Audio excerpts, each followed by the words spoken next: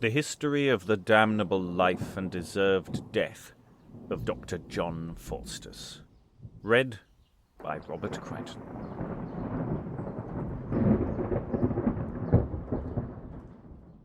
Chapter 5. The third parley between Doctor Faustus and Mephostophiles about a conclusion. After Dr. Faustus had made his promise to the devil, in the morning betimes he called the spirit before him, and commanded him that he should always come to him like a friar, after the order of St. Francis, with a bell in his hand like St. Anthony, and to ring it once or twice before he appeared, that he might know of his certain coming. Then Faustus demanded of his spirit, what was his name?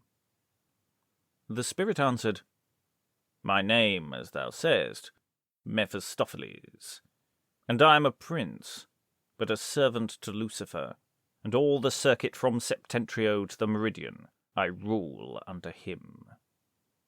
Even at these words was this wicked wretch Faustus inflamed, to hear himself to have gotten so great a potentate to serve him, forgetting the Lord his Maker and Christ his Redeemer, became an enemy to all mankind, yea, worse than the giants, whom the poets feign to climb the hills to make war with the gods.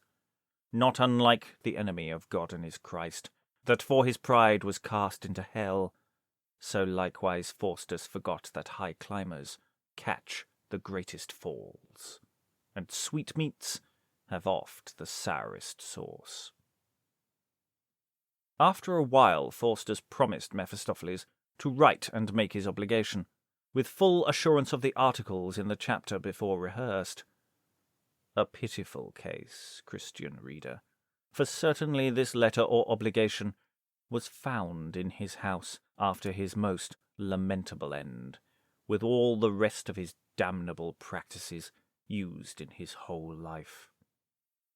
Therefore I wish all Christians to take example by this wicked doctor, and to be comforted in Christ, contenting themselves with that vocation, whereunto it hath pleased God to call them, and not to esteem the vain delight of this life, as did this unhappy Faustus, in giving his soul to the devil.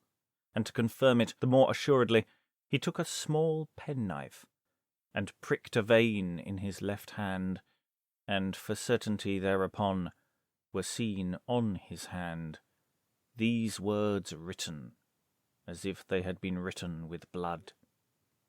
O homo fugae, whereat the spirit vanished, but Faustus continued in his damnable mind.